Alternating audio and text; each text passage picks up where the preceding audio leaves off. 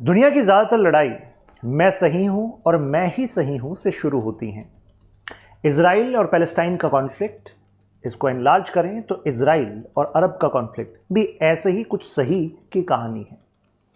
लेकिन किसके लिए क्या सही है वो बदलता रहता है कि नहीं बदलता रहता है? बदलता रहता है। जैसे कि रिसेंटली जो ईरान ने अटैक किया था इजराइल पर, अगर आपको याद हो तो जॉर्डन एक अरब कंट्री है, उसने एक सुरक्षा कवच की तरह काम किया था, यानी कि उसने भी ऐसी कुछ मिसाइल्स को इंटरसेप्ट किया था। जॉर्डन के ऑफिशियल रिलेशन है इजराइल के साथ, लेकिन हमेशा से ऐसा नहीं था।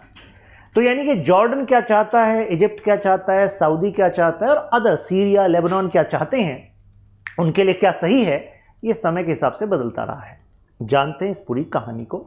Bye the end of this video आपको पता लग जाएगा कि why Arab countries are divided when it comes to going against Israel. बाहर से आपको नैरेटिव्स में लगता होगा कि गाजा में ह्यूमन राइट्स का वायलेशन हो रहा है, हमास वर्सेस इजराइल के इस युद्ध में कितने बेगुनाह मारे जा रहे हैं, वो फैक्ट है। लेकिन इस फैक्ट पर क्या मुस्लिम उम्मा की बात करने वाले, मुस्लिम ब्रदरहुड की बात करने वाले सभी देश एकमत हैं? नहीं है। तो क्या ये एक हिपोक्रेसी है? चलिए जानते हैं ये हिपोक्रेसी है या फिर इंटरनेशनल पॉलिटिक्स के कुछ रूल्स हैं।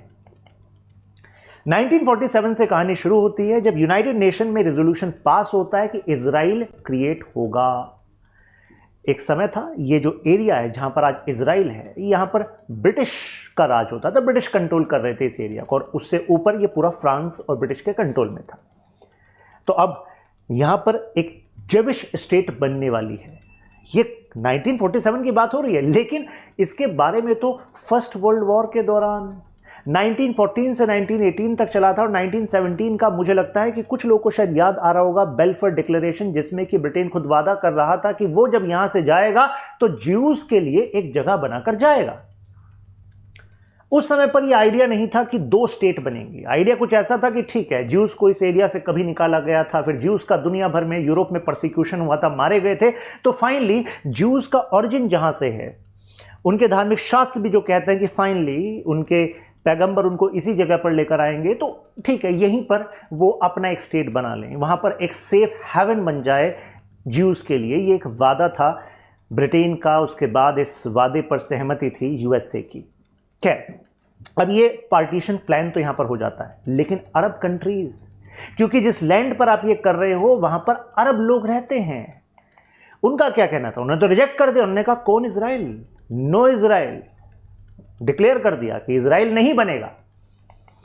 फाइनली यहां पर 1948 का पहला कॉन्फ्लिक्ट होता है। इसको हम कहते हैं फर्स्ट अरब इजराइल कॉन्फ्लिक्ट। इस कॉन्फ्लिक्ट में इजराइल के क्रिएशन का जो अटेम्प्ट था उसको नेस्तनाबूद करने के लिए इजिप्ट अटैक करता है, Jordan, Iraq, Syria, Lebanon, even Saudi भी अपनी फोर्सेस को भेजता है कि इजिप्ट के कमांडरशिप में वो अटैक करेगी इजराइल पर। दुनिया को लग रहा था कि शायद इजराइल अब साफ हो जाएगा, इजराइल नहीं बनेगा, यहां पर पैलेस्टीनियन पॉपुलेशन ही रहेगी। वैसे मैं आपको बता दूं, जब ये अटैक ये 5 देश कर रहे हैं, बाकी फोर्स वहां से भी आई हुई है, सऊदी से भी आई हुई है, तो जिस जगह पर आप अटैक कर रहे हो वहां पर पैलेस्टीनियन पॉपुलेशन भी तो है।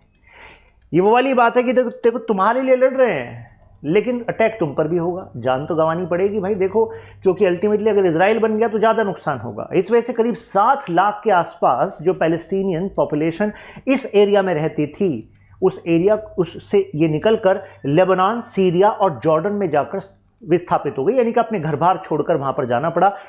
भारी यू कैन से कैटास्ट्रॉफी थी। अरब एक वर्ड है नखबा, एक्चुअली ऐसी स्टेट यहां पर बन गई थी। लेकिन इसका रिजल्ट क्या निकला?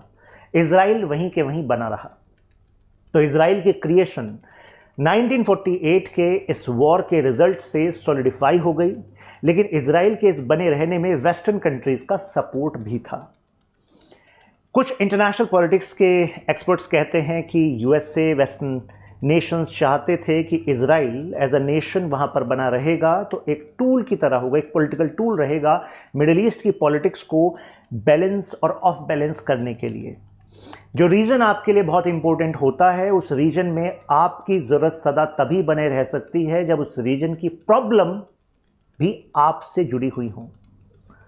मतलब अगर तुम इजराइल से परेशान हो और इजराइल वेस्ट के हिसाब से चलता है, तो वेस्ट का दखल मिडिल ईस्टर्न पॉलिटिक्स में बना रहेगा कि नहीं बना रहेगा? बना रहेगा।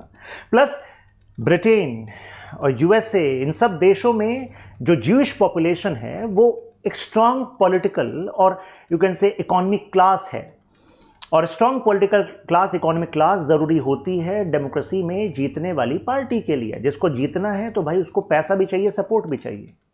यही पैसा और सपोर्ट के वजह से फर्स्ट वर्ल्ड वॉर के टाइम पर ब्रिटिश जो सरकार थी उसने सपोर्ट किया था कि बनवाएंगे ज्यूइश स्टेट, केवल अभी हमें सपोर्ट कर दो। उस समय जो ज़ायनिस्ट मूवमेंट थी, जो ज़ायनिस्ट मूवमेंट हम जब यूज़ करते हैं वर्ड, इसका मतलब है जो सपोर्ट करती है एक ज्यूइश स्टेट के क्रिएशन के लिए, एक ज्यू नेशन के लिए। खैर, कहानी आगे बढ़ती है और अरब कंट्रीज़ कहते हैं कि आउटकम भले ही जो भी रहा हो, 1948 में भले ही हम इजराइल को ख़त्म नहीं कर पाए, लेकिन हमारी पॉलिसी रहेगी 3 नोज की। 3 नोज का मतलब no peace, no negotiation, no recognition. ध्यान दीजिएगा, यहां पर लिखा है नो रिकॉग्निशन, यानी कि अरब कंट्रीज ने कहा हम रिकॉग्नाइज नहीं करेंगे। इजिप्ट कुछ भी हो जाए रिकॉग्नाइज नहीं करेगा, जॉर्डन कुछ भी हो जाए रिकॉग्नाइज नहीं करेगा कि इजराइल जैसा कोई देश है भी। अभी आगे देखेंगे पॉलिसी में कुछ चेंज आता है क्या। अरब पीपल का जो सेंटिमेंट है वो तो पैलेस्टीनियन कॉज से जुड़ा हुआ है कि उनको उनकी जगह से निकाला गया, और अल्टीमेटली ये केवल ह्यूमैनिटेरियन क्राइसिस नहीं है, ये एक इस्लाम पर अटेम्प्ट है वेस्ट का। क्योंकि वेस्ट ने ही ज़ायनिस्ट मूवमेंट को सपोर्ट किया और यूरोपियन कंट्रीज से ही ये जूस पॉपुलेशन आकर इस जगह पर बस गई जहां पर इजराइल बना। सैमुअल पी हंटिंगटन एक फेमस स्कॉलर हैं इंटरनेशनल पॉलिटिक्स के, मैं PSR ऑप्शन में पढ़ाता हूं उनके बारे में, तो वो कहते हैं कि ये क्या है, ये अपने आप में समझ लीजिए कि इंटरप्रेट होता है for some people as civilisational war, कि ये जो क्रिश्चियन सिविलाइजेशन है यूरोप की, ये इस्लामिक सिविलाइजेशन पर अटेम्प्ट कर रही है। बट रोचक बात ये है ज्यूज को स्थापित करके कर रही है।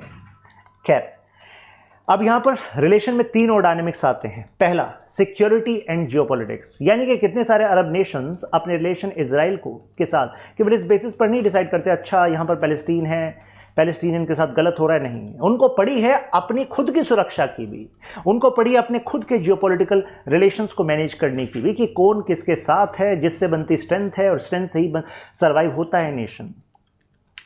इंटरनेशनल पॉलिटिक्स में पर्सपेक्टिव है रियलिज्म। वो कहता है कि किसी भी देश को अगर अपने इंटरेस्ट को सिक्योर करना है तो उसको चाहिए ताकत।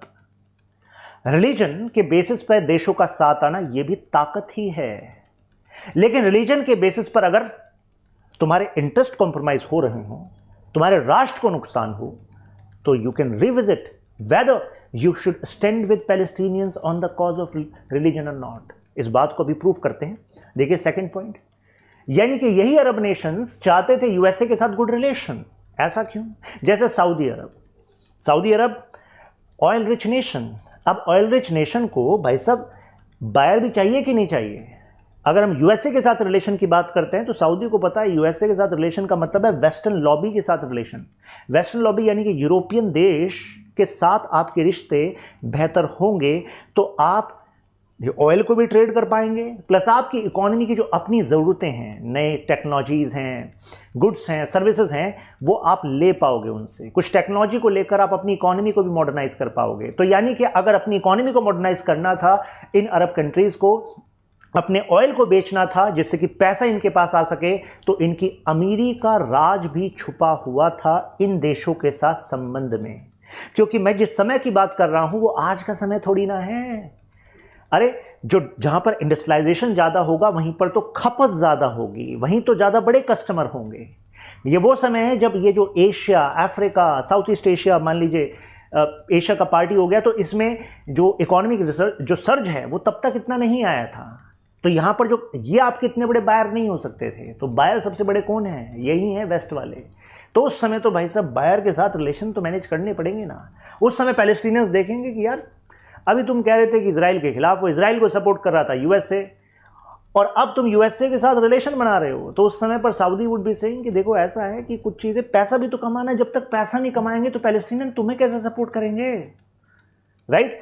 Third, confrontation with Iran. ये बहुत बड़ा एंगल है अरब कंट्रीज के डिसएसोसिएशन का, मतलब जो एक इंटरनल डिवीजन दिखता है with the Palestinian cause time to time. अब जरा देखिए पहला रीजन क्या है इसमें, क्योंकि ईरान जो है उसमें एक हिस्टोरिकल सुप्रीमेसी है। जिस जगह पर आज आप सीरिया, लेबनान ये जगह देख रहे हैं, ये जगह टर्की इंक्लूडिंग, ये जगह एक समय पर पर्शियन एम्पायर के अंडर थी। तो ऐसा लगता है टू अरब कंट्रीज कि शायद ईरान उसी सुप्रीमेसी को वापस चाहता है, शायद ईरान अपने एक्सपेंशन को कर रहा है। तो आप कहेंगे ऐसा कैसे इनको लग सकता है, क्यों, ईरान ने कौन सी किसी की जमीन छीन ली? तो आप अगर ऐसा सोच रहे हो तो अरब कंट्रीज कहेंगी कि भाई साहब जमीन नहीं छीनी, तो जमीन छीनने से कम कौन सा काम कर रहा है वो? क्यों? क्योंकि देखिए यमन में हूती रेबल्स को सपोर्ट कर दिया, जिसकी वजह से एक बड़ा भाग जो है वो रेबल्स के पास है, ना कि उनकी ऑफिशियल गवर्नमेंट के पास। उधर इराक में 3 मिलिटेंट ग्रुप्स खड़े कर दिए, उधर लेबनान में हिजबुल्ला, सीरिया में भी सपोर्ट कर रहा है ग्रुप्स को। तो अल्टीमेटली वो भले अपना पॉलिटिकल टेरिटोरियल एक्सपेंशन नहीं कर रहा, लेकिन इसकी जो कुछ फोर्सेस हैं भाई साहब वो तो इराक में भी हैं, इनके जनरल वहां पर ट्रेन कर रहे हैं, पैसा पहुंचा रहे हैं, वेपन पहुंचा रहे हैं। तो ये एक्सपेंशन नहीं तो क्या है? तो इस वजह से अरब कंट्रीज को लगता है कि ईरान का जो एक्सपेंशन है ये थ्रेट है खुद अरब कंट्रीज के लिए। नेक्स्ट शिया प्लस, मतलब शिया पॉपुलेशन भी है, और वो प्लस मैंने इसलिए यूज किया क्योंकि प्लस से मेरा मतलब है कि वैसे तो वो शिया वर्ल्ड का लीडर है, लेकिन वो चाहता है कि वो इस्लामिक वर्ल्ड का लीडर बने। इस्लामिक वर्ल्ड की सुप्रीमेसी इन जनरल मानी जाती है सऊदी के पास, तो यहां पर सऊदी वर्सेस ईरान भी आएगा। टेरर का इस्तेमाल कर रहा है, तभी मैंने कहा कि देखो अलग अलग मिलिटेंट ग्रुप्स को सपोर्ट कर रहा है। तो इन कारणों की वजह से Arab countries are not happy with Iran. चाहे ईरान अपने आप को मुस्लिम वर्ल्ड का लीडर प्रदर्शित करने के लिए इजराइल पर अटैक कर दे, लेकिन उनको ये डर भी तो है ना, इन डर को तो नहीं हटाया ईरान ने। नेक्स्ट, अरब कंट्रीज इसी वजह से लग रहा है कि पिछले कुछ समय में on track to recognise Israel पर थे। जैसे कि आपने सुना होगा अब्राहम अकॉर्ड के बारे में, है ना, तुरंत आपको ये याद आ रहा होगा कि अच्छा यूएसए ने अब्राहम अकॉर्ड को कराया, जिसकी वजह से कुछ अरब कंट्रीज ने इजराइल को रिकॉग्नाइज कर लिया। नहीं, मैं इसके रूट से इस टॉपिक को उठा रहा हूं। मैं जरा जाता हूं इसके पास्ट में कि कब से वो अरब कंट्रीज जो कह रहे थे 3 नोज की पॉलिसी हमारी, याद आ रहा है 3 नोज, कि हम नेगोशिएशन नहीं करेंगे, रिकॉग्निशन नहीं करेंगे, कोई पीस की बात नहीं करेंगे, no peace, no recognition, no negotiation, right. अब देखिए क्या कह रहे हैं। अब अरब कंट्रीज को खुद भी पता है कि देखो स्पेशली ये रीजन, इस रीजन को हम कहते हैं मेना रीजन। इसको देख लीजिए, मेना रीजन। क्यों? ME मतलब मिडिल ईस्ट और NA मतलब नॉर्थ अफ्रीका, तो इसको हम कह देते हैं मेना रीजन, राइट। तो अब इस मेना रीजन को एक बात पता है, क्योंकि यहां पर ऑयल मिल रहा है, लेकिन कितने समय तक ये ऑयल पे डिपेंड रह पाएंगे भाई? इनको अपनी इकोनॉमी को डाइवर्सिफाई करना है कि नहीं करना है? करना है। और डाइवर्सिफाई करना है तो इनको पार्टनरशिप्स की जरूरत है कि नहीं है? पार्टनरशिप्स की जरूरत है। अब जरा इसके रूट में चलते हैं। 1948 के वॉर के बाद क्या हुआ था, फिर मैं स्टेप बाय स्टेप अब बताऊंगा कैसे रिलेशन ऑफ रिकॉग्निशन चेंज हुआ। नंबर 1, 1948 के वॉर का आउटकम ये हुआ कि इजिप्ट ने एंट्री कर ली गाजा पर, तो गाजा स्ट्रिप वाला एरिया को कंट्रोल कर लिया इजिप्ट ने, और इधर जॉर्डन ने कंट्रोल कर लिया वेस्ट बैंक वाले एरिया को। ये वो वेस्ट बैंक वाला एरिया है जिसमें पैलेस्टीनियन अथॉरिटी का राज है इस टाइम पर, लेकिन यहाँ पर इन्फ्लुएंस इजराइल का रहता है। ये वो गाजा स्ट्रिप वाला एरिया है जहाँ पर अभी ये वॉर चल रहा है, हमास वर्सेस इजराइल। और ये जो आप येलो वाला पार्ट देख रहे हैं ये आपका इजराइल हो गया। तो आप कहेंगे अच्छा 1948 में तो ऐसा लग रहा है कि इजिप्ट जो है फ्रंट फुट पे था, जॉर्डन फ्रंट फुट पे था। बिल्कुल फ्रंट फुट पे थे, लेकिन 1967 में कहानी बदल गई ना। 1967 में फिर एक कॉन्फ्लिक्ट हुआ, और इस कॉन्फ्लिक्ट में इजराइल ने इजिप्ट का ये जो पार्ट है सिनाई पेनिनसुला, ये जो पार्ट है, इस पूरे पार्ट को कब्जा लिया। तो एक तरीके से इजिप्ट इस वाले एरिया से छोड़ो, इस वाले एरिया से भी हाथ धो बैठा, तो ये एरिया भी चला गया।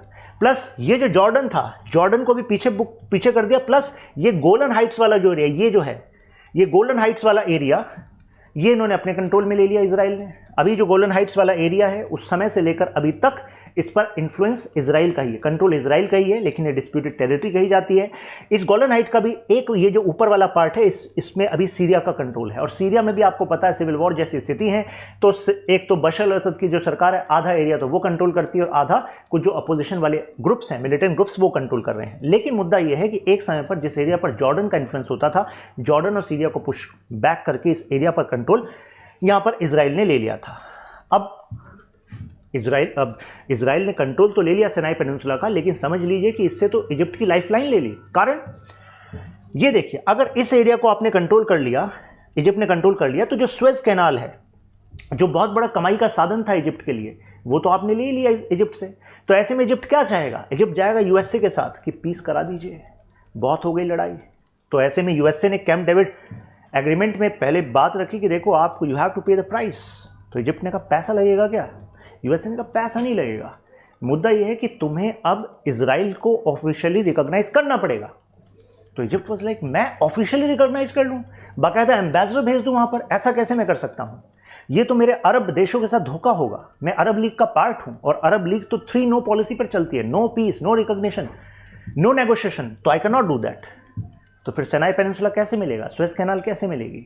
तो अपनी देश की इकोनॉमी की सोचोगे या अरब नेशनलिज्म की सोचोगे? तो यहां पर हमें दिखता है कि इजिप्ट इंडिविजुअल नेशनलिज्म की सोचता है, इंडिविजुअल अपने नेशन की सोचता है, ना कि अरब नेशनैलिटी, जिसको खुद नासिर ने दिया था, जो अरब लीडर थे। उन्होंने कहा कि पूरे अरब कंट्रीज को अपनी सॉलिडारिटी दिखानी पड़ेगी, एक साथ होना पड़ेगा। इन्होंने अपनी बात से पिछड़ गए, अपने राष्ट्र के हित के लिए, अपने नेशन के हित के लिए, और इन्होंने कहा ठीक है जी, मैं इजराइल के साथ ऑफिशियल रिलेशन बना लेता हूं। तो यहां से शुरू हुआ Arab nations one by one officially recognizing Israel.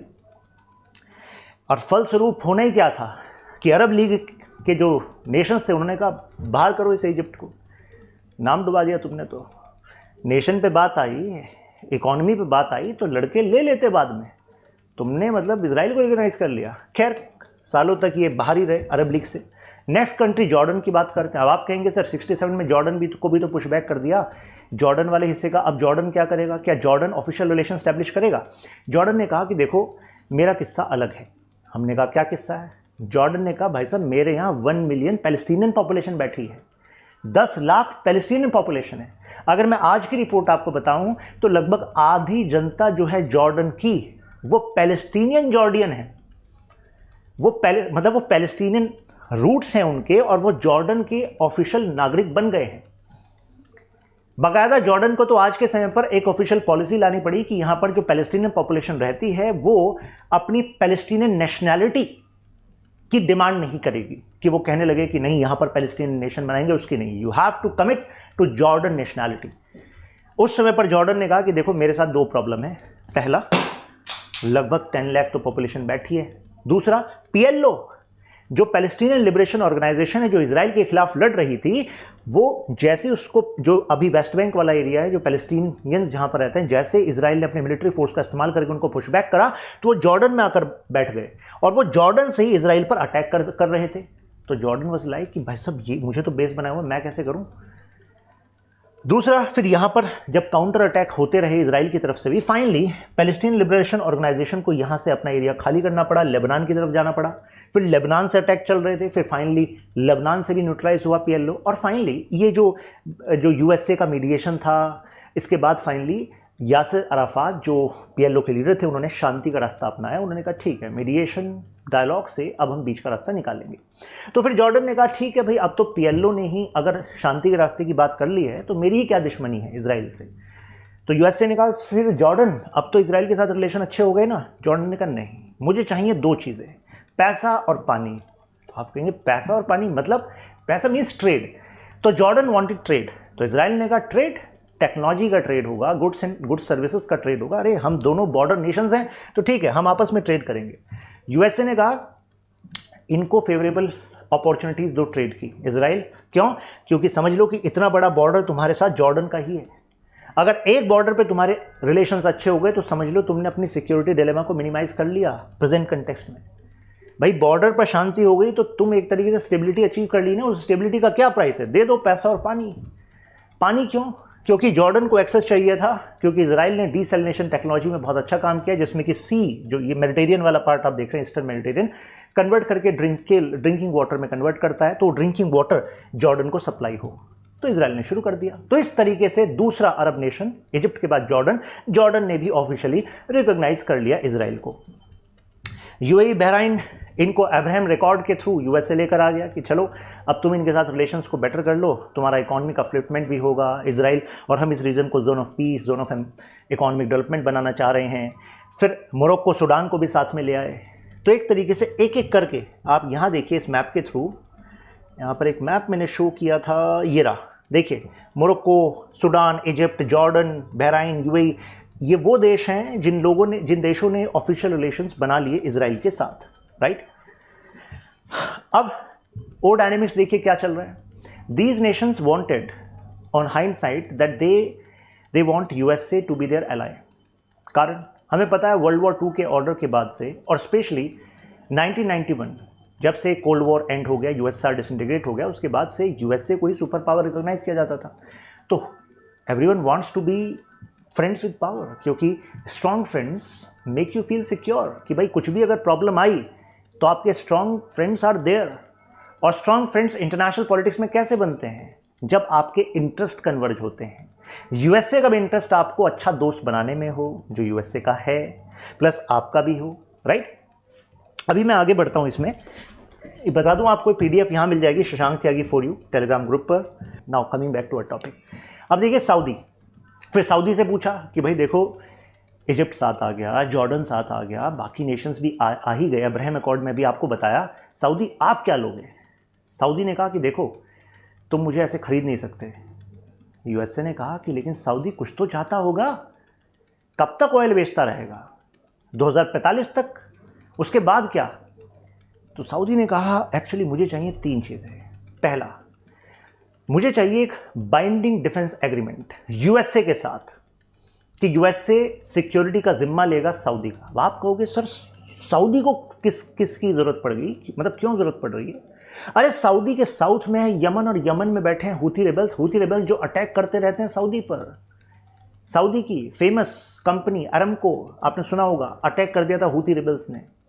Plus अभी हूथी रेबल्स ने जो करके दिखाया है इजराइल पर, इतने लॉन्ग डिस्टेंस पर उन्होंने जो मिसाइल लॉन्च करी, तो ऐसे में ये भी इंडिकेशन है कि हूथी रेबल्स अटैक कर सकते हैं सऊदी की इस वाली साइड पर, ईस्टर्न साइड पर। ईस्टर्न साइड पर है सऊदी का ऑयल, सारा बिजनेस यहां से चल रहा है, तो वहां पर अटैक कर दिया फिर क्या होगा? तो बाइंडिंग डिफेंस एग्रीमेंट चाहिए। दूसरा, टेक्नोलॉजी चाहिए यूएस की, बेस्ट क्लास टेक्नोलॉजीज। दूसरे देशों को यूएस से देता है कि कुछ 15 साल 20 साल पुरानी, but they want best of the technologies, यानी कि they should be accessible so that वो अपनी इकोनॉमी को डाइवर्सिफाई कर पाए। और तीसरा, सिविल न्यूक्लियर प्रोग्राम चाहिए उसे, क्योंकि अब एनर्जी के लिए लॉन्ग टर्म में केवल ऑयल पर डिपेंडेंट नहीं रहा जा सकता। तो अभी ये 3 बातें हैं जिस पर यूएस और सऊदी की नेगोशिएशंस ऑन है, मान लीजिए, क्योंकि जैसे ही फॉर्मलाइज हो जाएगी तो फिर तो भाई सऊदी ऑफिशियली रिकॉग्नाइज कर लेगा। अभी ऑफिशियली रिकॉग्नाइज तो नहीं करा। नाउ ईरान से कहा ईरान तुम्हें क्या चाहिए? ईरान कहेगा बाकी सबको खरीद सकते हो, मुझे नहीं खरीद सकते।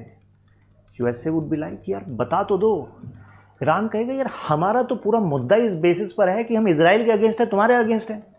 1979 के बाद जो ईरान में इस्लामिक रिवोल्यूशन आया था, उसका आइडिया ही है दैट हमें इजराइल से लेना है वापस ये जेरूसलेम वाला एरिया, अल-अक्सा मॉस्क पर कैसे कंट्रोल कर रहा है इजराइल। हम तो एंटी वेस्ट आइडिया पर ही अपनी जनता को इतने टाइम से बताते आए हैं और इसी बेसिस पर पॉलिटिकल लेजिटिमेसी लेते आए हैं। तो इसी वजह से ईरान ने कहा देखो मैं बताऊं मुझे क्या चाहिए, मुझे चाहिए इजराइल को इरेज करना, इरेज कर देंगे मैप से, nothing less than that. Drones, missiles and nuclear technology, इन 3 तरीकों से हम अचीव करेंगे इजराइल को इरेज करना, ईरान ये कह रहा है। तो यूएसए इज लाइक कि तुम मानोगे नहीं, ईरान इज सेइंग कि नहीं मानेंगे। नाउ अरब वर्सेस ईरान, अब ये बीच में अरब वर्सेस ईरान चल रहा है, क्यों? क्योंकि उसका एंगल मैंने बताया, जैसे क्योंकि there is insecurity among Arab nations कि ईरान जो है यूज़ कर रहा है अलग अलग टेरर आउटफिट्स को, हूथी, हिजबुल्ला, इराक, जिससे कि ऐसा हो सकता है कि इंस्टेबिलिटी रहे मिडिल ईस्ट में लॉन्ग टर्म के लिए। तो अरब नेशंस एक तरीके से अब टाइट रोप पे चल रहे हैं, मतलब करें तो भी गए, ना करें तो भी गए। कैसे? क्योंकि एक तरफ अरब जनता है जो इस समय पैलेस्टीनियन कॉज के साथ सोलिडारिटी रखती है, they are looking up to their governments कि they should stand with Palestinian population and they should be against Israel. तो ये जनता मांग कर रही है, एक तो ये आइडिया है। लेकिन अगर ऐसा करें तो फिर उन 3 पॉइंट्स का क्या होगा? Security, geopolitics, relations with US से, कुछ याद आ रहा है? अरे अभी बताया था ना, इन 3 पॉइंट्स पे चल रही है पॉलिटिक्स। ये देखिए कनेक्ट करा था। अरब नेशंस को भी तो ये ध्यान रखना है कि चलो हम भी अगेंस्ट हो गए और ईरान यहाँ पर फोरफ्रंट पे चल रहा है इजराइल के अगेंस्ट, तो कहीं ऐसा ना हो कि अब मुस्लिम कॉज की लीडरशिप जो है सही में ईरान को मिल जाए। तो ऐसा भी तो नहीं होना चाहिए। तो इस वजह से आई एम सेइंग कि they are on tight rope, कि करें तो भी गए, ना करें तो भी गए। फिर अब इसी पर कुछ पॉलिटिकल साइंटिस्ट ने पॉलिटिकल बिहेवियर को स्टडी किया कि भाई जो चल रहा है अरब कंट्रीज में, रोड पे देखो क्या चल रहा है। तो रोड पे देखिए प्रोटेस्ट आर गोइंग ऑन। जब भी ये पैलेस्टीन में जो हमास ने अटैक किया, उसके बाद जब काउंटर अटैक हो रहा है, तो इसमें कहा जा रहा है 40,000 के आसपास पॉपुलेशन, मतलब लाइफ लॉस हो गया। तो नाउ पीपल आर स्टैंडिंग। तो ऐसे में दबाव बनेगा कि नहीं बनेगा? बनेगा। लेकिन there is a narrative which is saying कि जो भी ज़्यादा लोग पॉपुलेशन है जो सड़कों पर, ये लोअर इकोनॉमिक स्टाटा के लोग हैं, और ये जो इनका मोमेंटम है फिजल आउट हो जाएगा, ये एक्चुअली अपनी जो economic you can say life है उससे भी ये त्रस्त हैं, और ऐसे में ये मुस्लिम कॉज में एक सॉलिडारिटी देखते हैं, एक मजबूती देखते हैं, इस वजह से वो इकट्ठे हो रहे हैं। ये एक पर्सपेक्टिव है, ये वेस्टर्न नैरेटिव है। खैर, अब ये अल अरब हॉस्पिटल पर जब अटैक हुआ इजराइल की तरफ से, तो इस पर फिर गुस्सा हुए लोग, अरब कंट्रीज़ के लोग गुस्सा हुए कि भाई अपने देश की सरकार पर दबाव बना रहे हैं that you should be against Israel, you should not have scope. तो एक तरीके से अब अरब इजराइल कॉन्फ्लिक्ट में यहाँ पर निकल कर आ रही है 3 पॉइंट्स। एक तरफ तो है कि नेशंस अपनी सोचें, या फिर वो अरब नेशनलिज्म की सोचें। अरब नेशनलिज्म का आइडिया जो काफ़ी प्रोपगेट किया था नासिर ने, जो इजिप्ट के लीडर थे, नेशन की सोचें, अरब की सोचें, या फिर पूरे के पूरे इस्लाम की सोचें। अब यहाँ पर ये कॉम्प्लेक्सिटी है। अब सऊदी, अब जॉर्डन की मैंने बात की, जॉर्डन ने क्या करा, अपना भी सोचा, वो बीच बीच में कुछ कमेंट्स करता है पैलेस्टीनियन के तौर पे सपोर्ट में भी, लेकिन फोकस किस पे दिख रहा है, अपने नेशन के आइडेंटिटी पर दिख रहा है।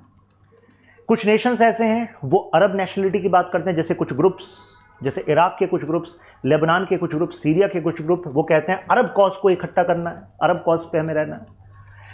फिर कुछ ग्रुप्स हैं जो ईरान की तारीफ कर रहे हैं कि ईरान जो काम सऊदी नहीं कर पाया तुम ही कर रहे हो, तो वो इस्लाम की बात कर रहे हैं।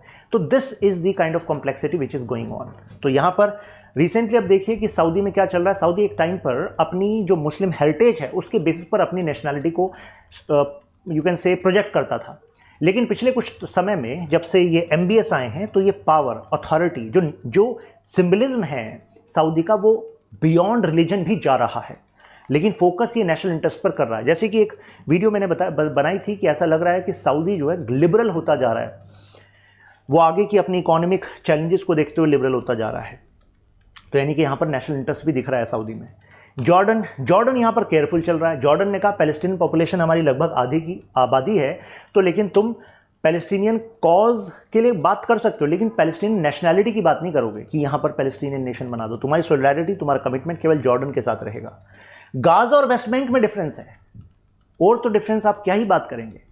मतलब गाजा में हमास का कंट्रोल है, वेस्ट बैंक में पैलेस्टीनियन अथॉरिटी का कंट्रोल है। क्या ये दोनों एक मत हैं पैलेस्टीनियन सॉल्यूशन के लिए? नहीं है।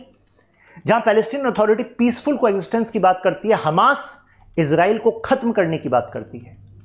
तो इन दोनों में ही डिफरेंस है। तो अब इसमें इनको सपोर्ट करने वाले एक मत कैसे हो जाएंगे भाई? वहां पर भी तो डिफरेंसेस होंगे। यही चीज यहां पर दिख रही है। फिर यह भी कहा जा रहा है कि जो नई जनरेशन है पैलेस्टीनियन, वो फोकस करना चाहती है। अब बहुत समय हो गया है, इतने साल गुजर गए, उनकी पहली वाली जनरेशन में उन्होंने टफ लाइफ देख ली उनकी। They want peaceful coexistence. इनमें ऐसे भी लोग हैं, मतलब मैं हमास वाली जनता की बात नहीं कर रहा, मैं उनकी बात कर रहा हूँ वो पॉपुलेशन जो जगह जगह रिफ्यूजीज की तरह रह रही है। They want better life, they want jobs. Hamas का मास्टर प्लान क्या है? हमास चाहता है कि उसको एक टेररिस्ट ऑर्गेनाइजेशन नहीं, एक नेशनल मूवमेंट के तौर पर रिकॉग्नाइज किया जाए। हमास को यह पता है कि इजराइल से वो खुद तो जीत नहीं सकता, लेकिन वो 10, 15, 20 साल तक लगातार वॉर को कंटिन्यू रख सकता है। जैसे वो कंटिन्यू रखेगा तो एक तरीके से पैलेस्टीनियन कॉज का असली वैनगार्ड यानी कि प्रोटेक्टर वो हमास बनकर उभरेगा, और इस वजह से फिर हमास को फंडिंग भी मिलती रहेगी, सपोर्ट भी मिलता रहेगा। तो ये एक मोबिलाइजेशन का तरीका है जिस पर हमास, इसी बेस पे हमास गोल बनाता है।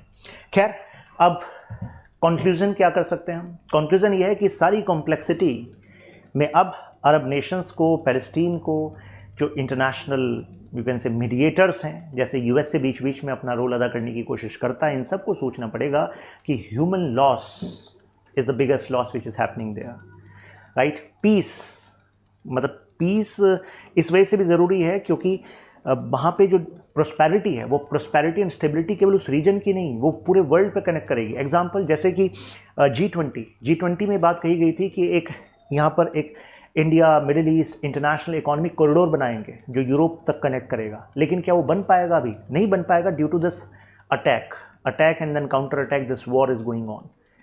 तो यानी कि जो ये इशू है, ये इशू केवल इस रीजन का इशू नहीं है, इस इशू पर डिपेंड करेगी ग्लोबल इकोनॉमी कैसे चलेगी, राइट? इस इशू पर डिपेंड करेगा कि कितनी जगह पर लाइवलीहुड अपॉर्चुनिटीज़ कितनी जनरेट होंगी, राइट? क्योंकि we are living in an interconnected world. अच्छा, एक और डेटा था इसमें, मैं PDF अपलोड कर दूंगा।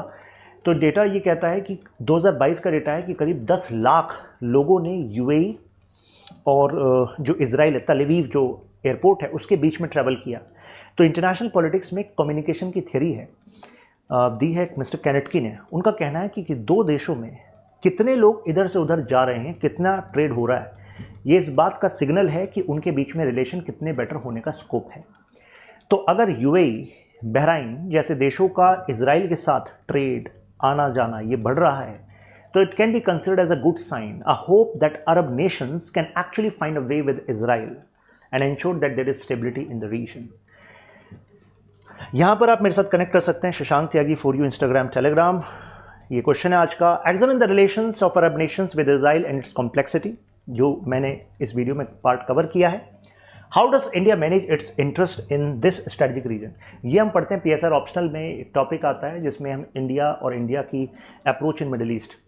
खैर मैं किसी और वीडियो में भी इसको लेकर आऊँगा। आप अगर किसी टॉपिक को सजेस्ट करना चाहते हैं जिस पे थोड़ा डीपर एनालिसिस चाहते हैं तो you can just mention in comment.